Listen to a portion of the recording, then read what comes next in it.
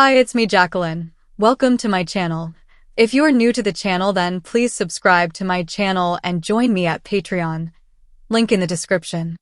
The place where Georgie had booked my appointment was not too far from the dress shop, and I arrived about 5 minutes before the start time.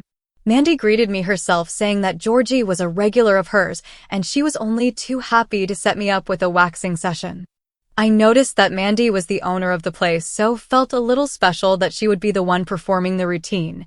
She was a stunning brunette who did not need lots of makeup to look beautiful, and she looked every inch a woman, even in her white and orange tracksuit.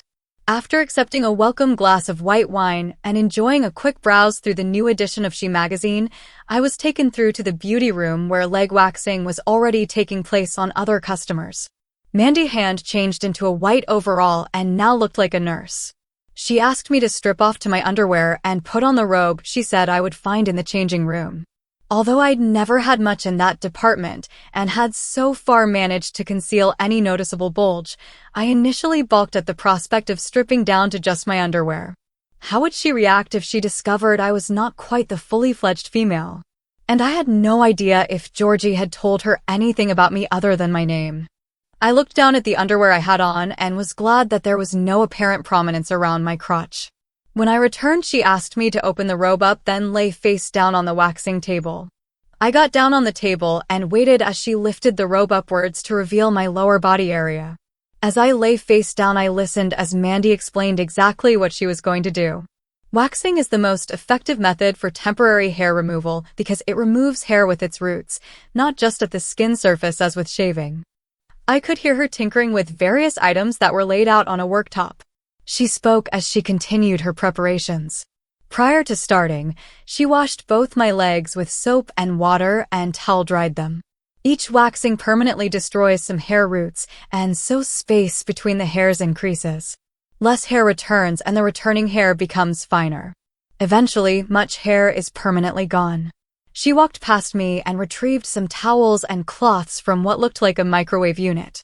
I'm going to use a hot wax for your legs, Sally.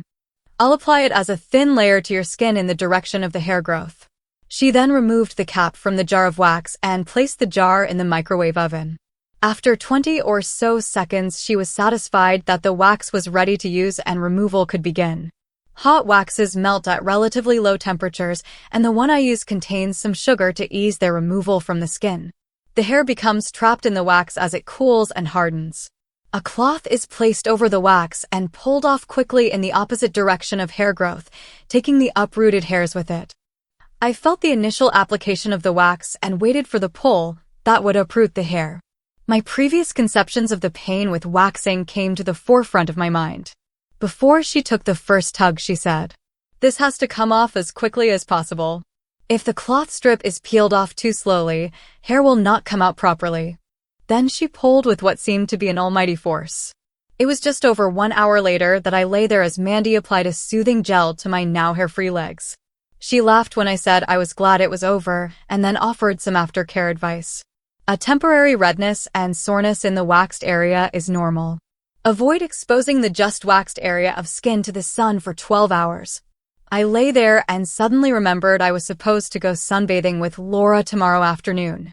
I told Mandy this and hoped I would not have to cancel the trip. She finished drying off her hands and said, "Providing you don't get any overnight reaction to the wax and the sun isn't too strong, I think you'll be fine. But don't overdo it." She helped me into a sitting position and said if I wanted to shower, these were provided in the spa suite. I said I would and was escorted to that area of the salon. Mandy left me to shower and dress, saying that she'd have another glass of wine waiting for me when I was ready. Dressing as quickly as I could, I was amazed at just how silky soft my legs felt. Yes, there was a little soreness, but I had expected a lot worse. I hoped I would be free to accompany Laura to the beach tomorrow. A quick reapplication of makeup and I was heading back to the main salon to settle the account. Mandy greeted me as if I'd been a regular at the place all my life. I was told to sit back and enjoy the wine. She offered to have one of her staff touch up my nails at no additional charge, claiming it would be my introductory gift. I was then introduced to Sharon and was soon enjoying a free manicure and polish. As Mandy left me in the capable hands of her nail technician, she said, Don't rush off, sit back and relax. I sipped the chilled wine with my free hand. Like life, it tasted good. At 3:30 in the afternoon, I booked my first hair appointment for 3 weeks' time and thanked Mandy for my treatments.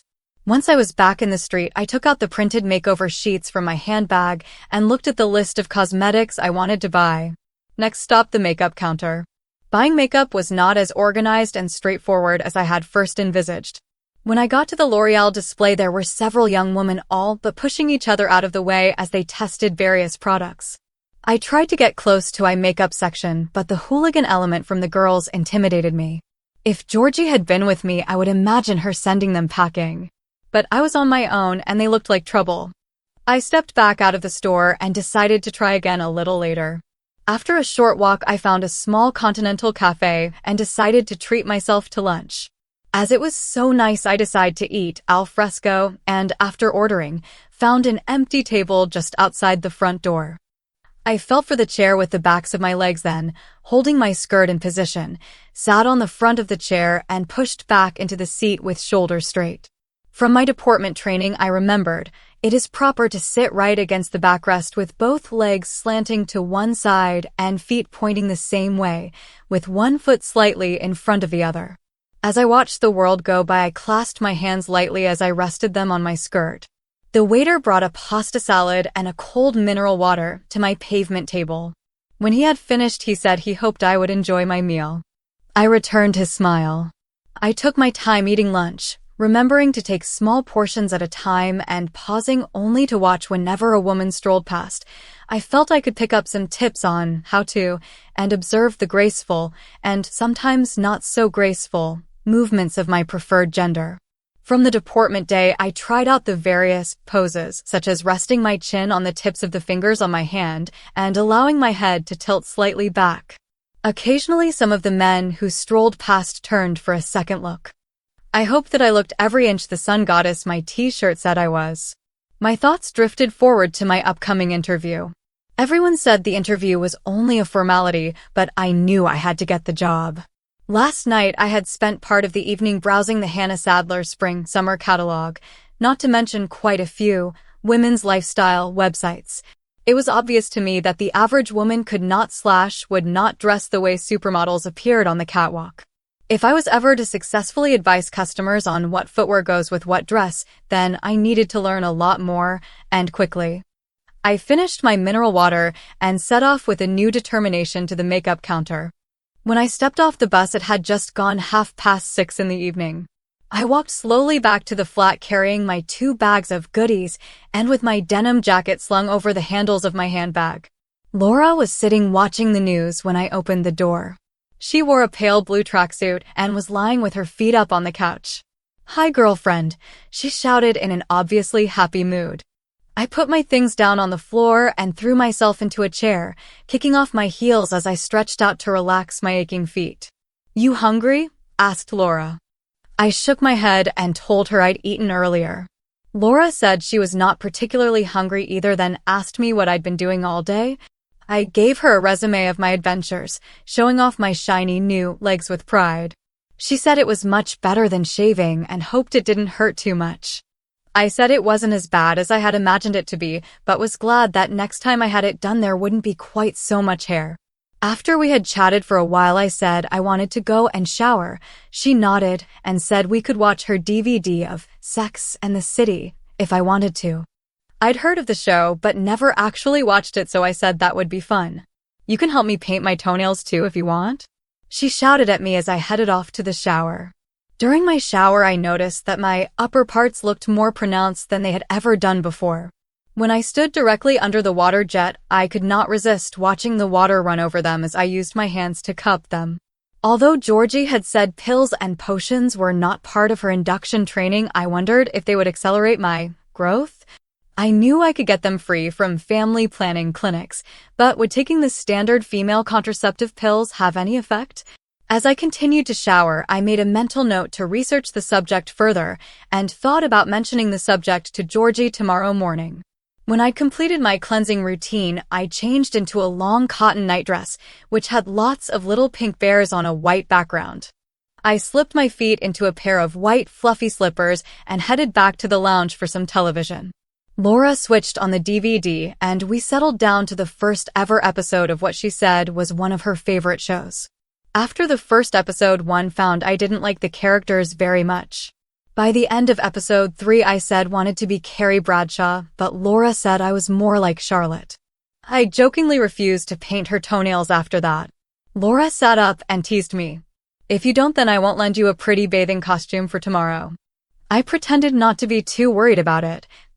I'll find something suitable, I said confidently. She leaned forward as we continued our jousting and said, not as suitable as what I was going to lend you. I'll prove it. Again, I pretended not to be concerned, and she got up and ran off to her bedroom to find the outfit she wanted me to wear at the beach. She returned with her hands behind her back as she moved over to stand in front of me. She had a big smile on her face and said, stand up and shut your eyes, Sally, or you won't get your surprise. We were having such fun that I stood up as she asked. Now take off your nightie, please, and keep those eyes shut or else, she said. I pulled the cotton nightshirt off over my head and was now standing naked in front of her. As I stood in my darkness, I felt her ease a pair of panties or the bottom half of a swimming costume up my legs. I could feel her adjusting some very thin ties at each side of the garment.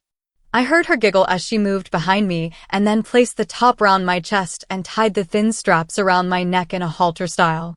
I could feel her tying the back section of the costume and wondered what exactly she'd dressed me in. Now, open your eyes, she squealed in delight. I opened my eyes and looked down at my costume. It was a pink and white flower patterned bikini, although the top was longer than the bikinis I'd seen women wear, finishing just above my belly button. Laura told me it was a tankini and that the longer top would help distract from the fact that I still didn't have too much of a natural bust. She picked up the bottles of nail polish and held them out towards me. Now, will you paint my nails, or do you seriously want to go bathing in that nightie? We both burst out laughing as I took the polish from her and she lay back to let me get to work.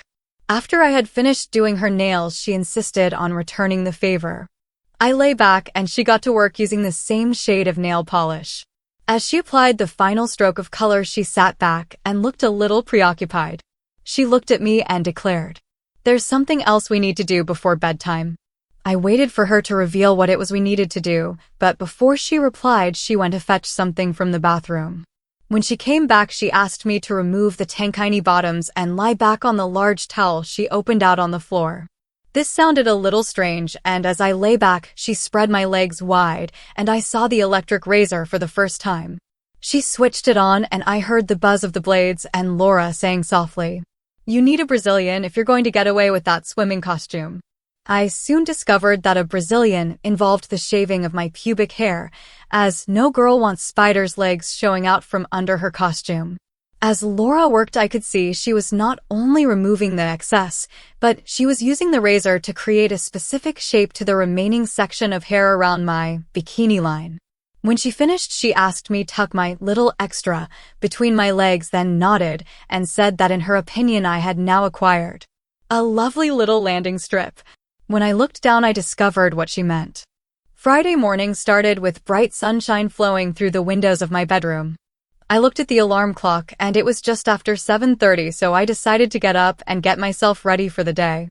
The weekly plan for Friday was a Georgie day. I had to wear exactly what she had listed on the planner. Please subscribe for the next part and visit my Patreon page for early access.